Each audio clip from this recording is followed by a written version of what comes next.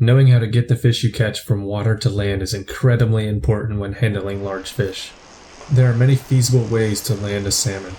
Here I'll go over a few of them and what exactly you need to do to be successful. The best way to land one, in my opinion, is with a friend. A buddy can easily prepare the net downstream from you as you tire the fish out. When fishing with a friend, I typically lay the net on the ground between us, so that either of us can get to the net quickly when we hear that fish on sound. When netting big fish, it's important to be patient. Don't rush the process. If you try to net a fish too soon, you'll spook it and drive it crazy.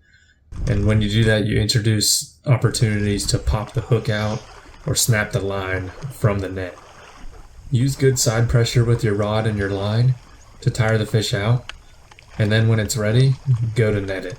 You'll often know when it's ready when it slows down and it may raise its head a little bit out of the water. When this occurs, it's the netter's responsibility to put the head of the fish to the back of the net, so it has nowhere to go but swim in the net. But at the same time, it's the angler's responsibility to guide that fish towards the net in a predictable manner so that your netter can successfully get the fish. A second way to land fish is by netting it yourself. The biggest constraint in this is the length of your net, the length of your rod, and your ability to control both simultaneously. The key here is to be patient. Tire the fish out first. A fairly easy way to land salmon, which my friends and I discovered this past year, is just what we call to bank them.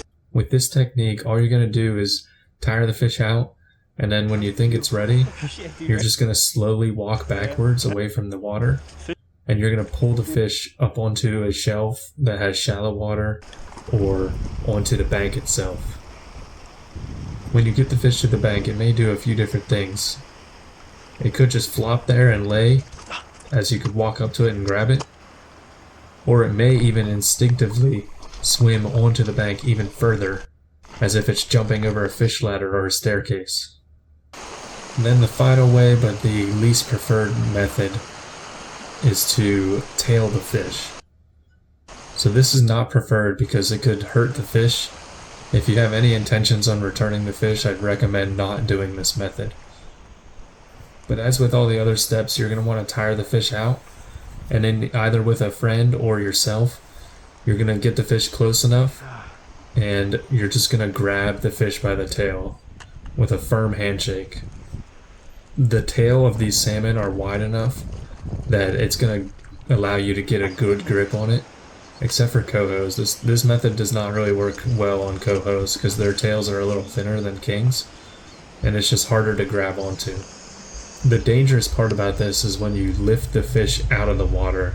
This causes back problems in the fish's spine and could really cause some serious damage to the fish. If you're going to tail fish, just grab them and keep them parallel to the water. There's no need to lift them straight up by the tail and dangle them through the air as they're squirming around and hurting themselves. So don't miss out on catching those personal bests. Fish with a friend and increase your odds in landing the fish. Next video I'll be talking about how I cover the water efficiently and how you can too.